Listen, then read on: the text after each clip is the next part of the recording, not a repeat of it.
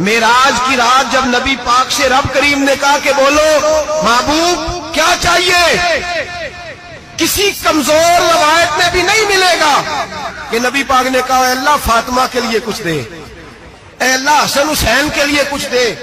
नबी पाक ने कहा अल्लाह तू मेरे साथ गुनाहगारों की बात कर, ये भूल जाएंगे, भटक जाएंगे, ऐ अल्लाह गलतियां करेंगे, तू क्या करेगा? तो रब करीम ने कहा महबूब मैं तेरे साथ वादा करता हूं तेरी आधी उम्मत बगैर हिसाब किताब जन्नत में दाखिल कर दे। मेरे रसूल करीम सल्लल्लाहु ताला अलैहि वसल्लम फरमाते हैं या अल्लाह नहीं, ये बात मंजूर नहीं, अभी तू क्या चाहता है? तो कहा अल्लाह तू मुझे सिफारिश का हक अता कर, तू मुझे इजाजत दे, मैं कहता जाऊं तू माफ करते जाना, मुझे हक़ शफाअत दे। नबी पाक फरमाते हैं मेरे रब ने मुझे सिफारिश का हक दिया है, मैं कयामत में सिफारिश करता जाऊंगा, अल्लाह मेरी उम्मत को जन्नत अता करता जाएगा।